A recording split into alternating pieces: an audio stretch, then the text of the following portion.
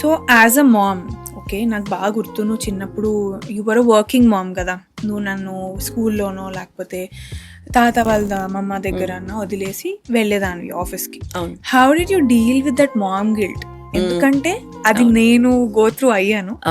నేను when my daughter was 6 months నేను కూడా ఆఫీస్కి వెళ్ళాల్సి వచ్చింది. And that mom guilt is a topic again that చాలా మంది మాట్లాడారు.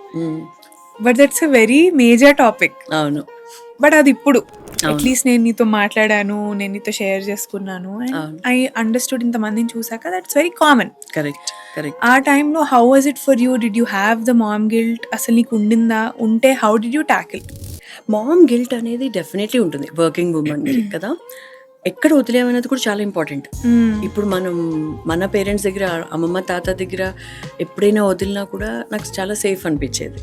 బట్ డే కేర్లో ఇవన్నీ చాలా కష్టం అనిపిస్తాయి మనకి, అప్పుడు ఇంకా గిల్టీ ఫీల్ అవుతాం. But otherwise career and life, work and life రెండు బ్యాలెన్స్ చేసుకోవాలి. పర్సనల్ ప్రొఫెషనల్ అంటే మాత్రం కొంచెం అది తప్పదు. బట్ గిల్ట్ ఉంటే let it be, okay. But ఆ సేఫ్టీ చూసుకోవాలి.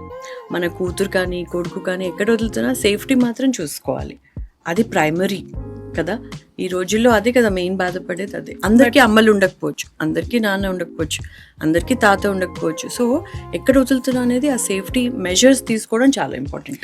బట్ హ్యాట్స్ ఆఫ్ కదా to all the mothers, all the working, juggling everything, అంతే కదా, విత్ మామ్ గిల్ట్ ఇన్సైడ్. ఇప్పుడు టెక్నాలజీ వచ్చాక ఆ గిల్ట్ అనేది కొంచెం తగ్గింది అనిపిస్తుంది. ఎందుకంటే ఇప్పుడు చూస్తున్నాను సీసీటీవీ కెమెరాస్ ఉన్నాయి, ఇంట్లో పెడుతున్నారు, డే కేర్లో పెడుతున్నారు. సో మానిటర్ చేయొచ్చు. అప్పుడే ఉండేవి కాదు. సో గిల్ట్ అనేది కొంచెం ఎక్కువ ఉండేది మాకు, అంతే.